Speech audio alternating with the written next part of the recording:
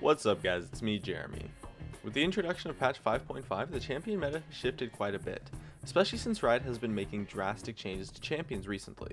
So here are my top picks for each role for the strongest champions in solo queue. Let's get started. Starting off in the top lane, we actually have Sion.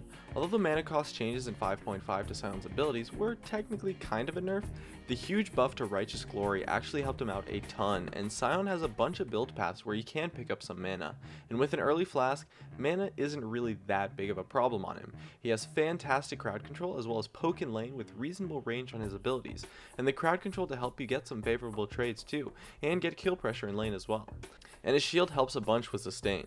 Not to mention he's a very easy lane to gank for, and his ultimate is just amazing for both picks, teamfights, and roams, allowing you to translate your leads to other areas of the map quite easily. He gets crazy tanky and does lots of damage still, so he's pretty much the #1 bruiser in the game right now. The crowd control that Sion has in his kit, being that every single ability is area of effect, lets you have a huge impact in teamfights, even if you feed super hard in lane. So no matter what happens early game, you will always be super useful late game, just because you're playing Sion, and that's really awesome for a kid to have. Add into that is significant damage and insane tankiness, and you're left with a super strong bruiser that performs not only amazing in solo queue, but at the competitive level as well. For mid lane, we have Katarina, as one of the only surviving assassins in the game that's left, and with essentially confirmed nerfs for her in patch 5.6, the assassin playstyle is definitely dying out. However, Katarina in patch 5.5 is somewhat of a shining beacon that's left, and she's able to perform the assassin role extremely well. Her damage and mobility is fantastic, and the nerf to her passive really didn't hurt her at all, so she's still a massive dominant area of effect DPSer in teamfights, and the snowball potential she has is just massive. If you pick up just 2 kills, you can burst carries before they can even react to you, and even if you fall a bit behind, her area of effect damage can still do tons of works in teamfights, and her mobility still gives her some pick potential, even if you are behind. Add in the fact that people do a really poor job of cancelling her ultimate in solo queue, and you're left with a mid lane champion that has the highest win rate in the game of all the mid laners, at about 54.5%, which is actually crazy for a mid laner. After a tiny bit of practice, she becomes really easy to dominate on, and really just has all of the qualities of a champion that dominates solo queue, with the snowballing mobility and absurd AoE damage allowing you to just melt teamfights if you're snowballing, leaving Katarina as a fairly strong champion.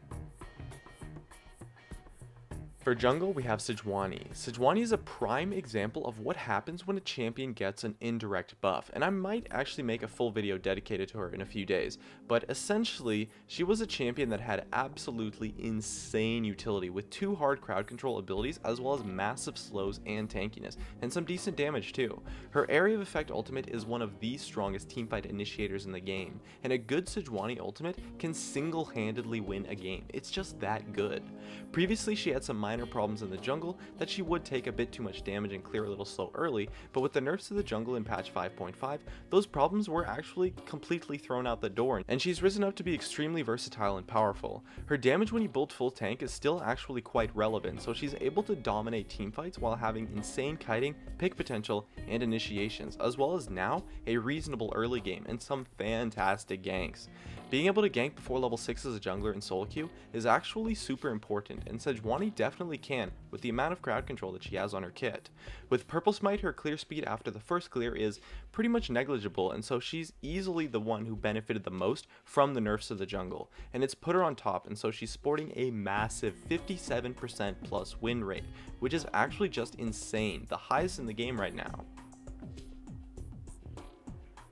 For AD carry, we have Jinx once again actually. Now, it really is kind of a toss-up between the top 4 of Jinx, Sivir, Graves, and Lucian, and honestly I probably could have made a case for any of those 4 champions to be #1, but I think Jinx takes it by just a slight edge since she does a great job of performing the hyper carry role, and in a meta where Riot is continually nerfing assassins patch after patch, hyper carries can really shine through, and Jinx is by far the best AD carry hyper carry in the game right now.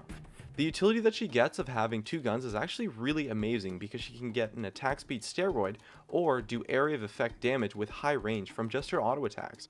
Her traps and zap help kite and chase effectively, so it gives her some decent pick potential that can actually be more useful than you might expect. And of course, it's no secret that her passive can help snowball teamfights really easily. And the area of effect nuke on her ultimate is surprisingly useful, especially to help proc her passive, since hyper carries tend to have this problem where they can get off a bunch of DPS and then their target will just run away, and then a teammate of that target will step up and zone out the AD carry from chasing further and then prevent them from finishing off the kill. But Jinx's ultimate can really fix that problem, proc her passive, and then you can just go off in the rest of the teamfight with the extra mobility. So overall, her utility and hyper carry tendencies put her in a really good spot right now. And lastly, on support, we actually have Blitzcrank. Now the key thing that happened to Blitzcrank was that the AD carries that beat him in lane and have effective counterplay to his hook have really fallen out of the meta. I'm talking to AD carries who could still get hit by the hook and then use their mobility spell anyways to get out of it, effectively cancelling the hook, like say Tristana and Ezreal. The AD carries that are played now do have mobility, but it's actually not that difficult to outplay since players will tend to dodge in the exact same way every single time, so you can get a read on them and then go for an easy Mad Life play. But other than that, Blitzcrank is pretty much the #1 support in terms of pick potential, and although we might have a rough time fitting team comps, that really just doesn't matter in solo queue, and creating picks is actually the most important thing for you to do as a support in terms of carrying a game, and it's no secret that Blitzcrank's kit lets you do that. He can also do a great job of protecting carries in teamfights with an area of effect silence and 2 hard crowd control abilities. Hooking an assassin or bruiser away from your carry is actually massive in fights and really does a ton for kiting, and so overall he's able to perform the standard role of a support quite effectively, all while still having the massive pick potential left in his kit, making him a fantastic champion for solo queue. My name is Jeremy, and that's it for my video on the Overpowered champions on patch 5.5. This video was sponsored by OpinionOutpost.com. It's a pretty cool, completely legitimate website that you can use to fill in surveys for free. I can definitely attest to its legitimacy, and you can earn PayPal money, gift cards, RP, and more for free. Companies are very interested in your data, and so you can easily get paid for answering surveys for those companies on Opinion Outpost. Use the link in the description to support me and definitely check it out. Hey guys, it's me, Jeremy. Thanks for watching my video. If you enjoyed it, definitely make sure to hit that like button so I can tell, and if you're interested, definitely check me out over on all the socials, of which you can see over there. And if you really enjoyed the video, make sure to subscribe for some more awesome content in the future, and definitely check out some of my other videos as well, up here and over there. Anyways, that's going to be it. Thanks again for watching, and of course, I'll see you guys next time.